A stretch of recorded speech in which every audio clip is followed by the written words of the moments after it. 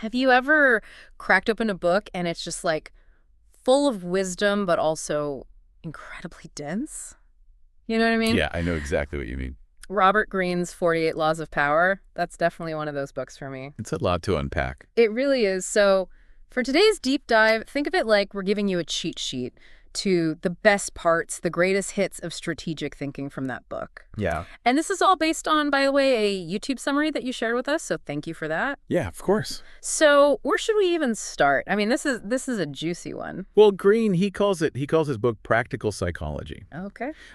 So basically, he uses all these lessons from history to kind of help us understand how these power dynamics play out. I like that. Practical psychology, very cool. Yeah, and instead of going, 1, 2, 3 through all 48 laws, we're going to group them thematically so that you can kind of get that bigger picture thinking. Love that. So where do we jump in? What's first? Well, I think a great place to start is with what Greene calls the laws of perception.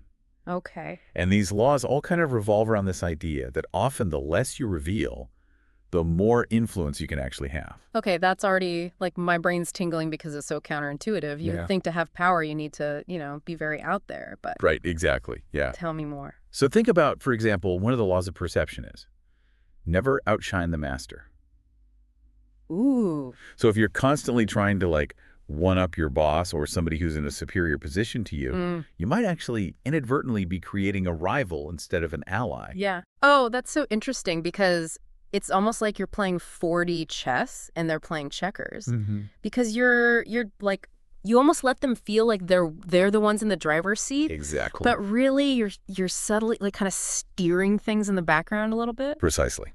Okay, I'm into this. I like it. Okay, so let's say you are in a situation where you need to negotiate something, right?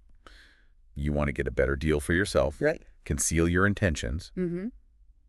That suggests that, if you reveal your hand too early, you're actually weakening your position. Right. Like if I walk into a negotiation and I'm like, this is the absolute most that I can pay, right? They already know. Okay, we got her. Exactly. They know what your kind of like bottom line is and so on. What would be a better strategy in that scenario? So a more kind of, a subtler approach would be to first maybe focus on really understanding their needs. Okay. Find that common ground. Right. And then kind of position your offer as something that appears mutually beneficial. So it's almost like, again, the strategic revealing of your hand, like you were saying. It's like a poker game or something, right? Exactly. Okay, I like it. So court attention. How do you do that when you're also trying to be low-key? Those things seem at odds with each other. Right. So it's this idea of strategic visibility. So it's about making your presence known without being overbearing or attention-grabbing for, maybe not the best reasons. So imagine like a networking event. Okay, yeah, I'm picturing it. I'm there. So instead of being the loudest voice in the room, what if you were to really listen intently, ask really insightful questions, demonstrate genuine interest in other people? It's almost like you're standing out by not trying to stand out. Exactly. You're not the loud, obnoxious one in the room, but you're creating, a quiet buzz around yourself. Precisely. And that actually ties into another one of the laws of perception, which is seem effortless. Oh, okay. So it's this idea that what you do should look easy, even if it takes a ton of work behind the scenes. Like that friend who always looks effortlessly stylish, but you know that they put thought into it. Exactly. But they make it look so natural. Exactly. So it's not about being deceptive. Right. It's about mastering your craft to the point where it seems second nature. So these laws of perception, I feel like they play on our natural human tendencies, right? Totally. Like we're drawn to people who seem confident. We're drawn to competence. We're drawn to a little bit of mystery. Exactly. And so by understanding those tendencies, you can kind of navigate those social professional situations with a lot more awareness and intention. Okay, so we've seen how mastering perception can be so powerful. But what about actively shaping events? Like how do we get what we want, not just, sort of master how we're being perceived? Right. That's got to be laws of strategy, right? You're reading my mind. That is exactly where we're headed next. Okay. And these laws are a little bit more, let's just say direct. Okay. In their approach, They challenge us to think about, competition, alliances, how we handle adversaries. All right, it's about to get good. Okay, laws of strategy. That sounds like we're about to get into some like next level power moves here. Yeah. I'm ready. Okay. Hit me with it. All right. So imagine this. You're facing a tough competitor, right? Mm. Somebody who's always trying to like outmaneuver you. Okay. The law, use enemies, suggests that instead of just wishing them away, you can actually leverage their presence to your advantage. Wait, really? How does that work? Why wouldn't you just try to, crush the competition? Because sometimes having a rival keeps you sharp. Yeah. It forces you to up your game, to innovate, to stay ahead of the curve. Think of it this way. Yeah. If you're the only bakery in town, Right. you might get a little complacent, right? Yeah. But if suddenly a new bakery opens up across the street, you're suddenly, offering a new cronut flavor every week. Get up your game, yeah. Exactly. So they're unintentionally pushing you to be better. I like it. Right. So Okay, so use your enemies to improve yourself. What else? exactly. And that actually segues directly into another one of the laws of strategy, which is get others to do the work. Okay. And this is about delegation, but it's not just delegation, right? Okay. It's about finding the right people for the job people who have that specific skill set and expertise that you need. It's about building your team of experts almost, like to elevate the whole game, right? Precisely. Instead of just taking things off of your plate. Exactly. And then once you've kind of like assembled this team of capable people, then you can move into control the options. Okay. And this law reminds us that often the person who's actually presenting the choices is the one who holds the power, even if those choices are very carefully curated. It's like giving a multiple choice question, but you've designed all of the answers to sort of lead to your desired outcome. Precisely. Okay. Okay, so now this next one often raises some eyebrows, but it's really crucial, I think, to understand this in the context of, power dynamics. Okay. And that is crush your enemy. Okay, before we go full on gladiator, let's break that down a little bit. Yeah, of course. Because it's not about being ruthless just to be ruthless, right? Like there's got to be more to it.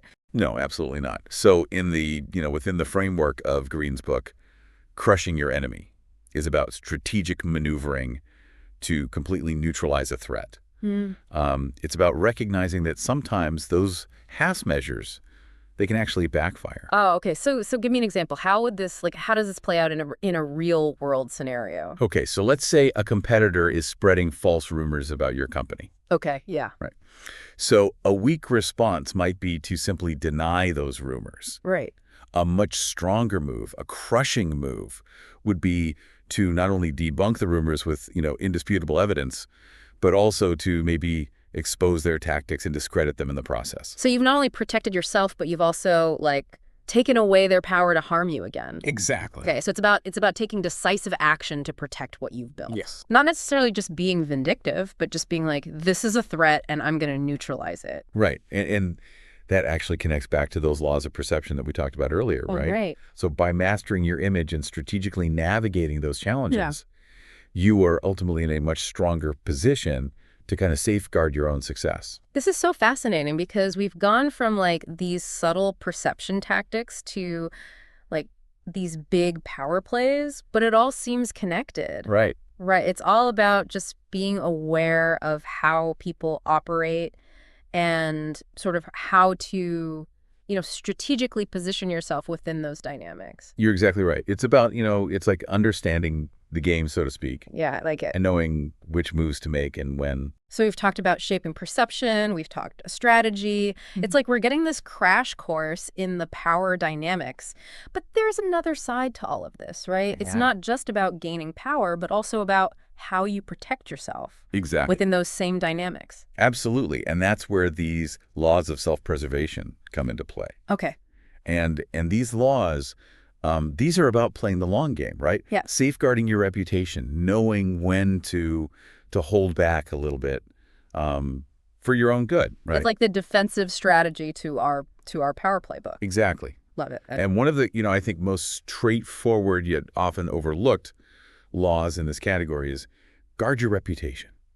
Seems obvious, but it's, in the quest for power, it can be really easy to get caught up in those short-term gains, right? Right. That might have more serious long-term Oh, consequences. for sure, for your image and how people see you. Exactly. I feel like that goes back to that quote, too, from the YouTube summary, which is, reputation is the cornerstone of power. Through reputation alone, you can intimidate and win. Precisely. Your reputation precedes you. It's what everything else is built upon. It's the foundation for trust, for influence. And speaking of, kind of surrounding yourself with the right energy, that's where that law of avoid the unhappy comes in. Oh, this one, I like this one a lot because it's that whole thing of like negative energy being contagious. You know what I mean? It's incredibly insightful. Yeah. It really highlights that, aligning yourself with chronically unhappy or resentful people can really drag you down. Oh, 100%. No matter how talented you might be, how ambitious you might be. It's like that saying, you're the average of the 5 people you spend the most time with, right? Yeah. If you're constantly around negativity, it's going to rub off on you. Exactly. Exactly. And that leads us to another really interesting law in this cluster, which is keep your hands clean. Okay. And this one is all about strategic delegation. It's about maintaining that degree of separation from some of the, messier aspects of power plays. This one feels like it's straight out of a political thriller or something. So it's like you're saying you can achieve your goals without actually getting your fingerprints on anything. Precisely. You're delegating the dirty work, so to speak. Exactly. It's about being strategic about which battles you choose to fight personally. Right. And which ones you maybe orchestrate from a more distant position. Okay. I like that. Right. So, okay, but then if keeping your hands clean is about, strategic distance, then is the next one, don't build fortresses. Because you would think that would be the ultimate self-preservation tactic. Right. So that's the thing. But I bet there's like a counterintuitive twist to that. There is. Yeah. Right. So building that fortress around yourself might seem like the safest option, but it can actually make you a much easier target. Okay. Right. Because you're isolated, you're out of touch.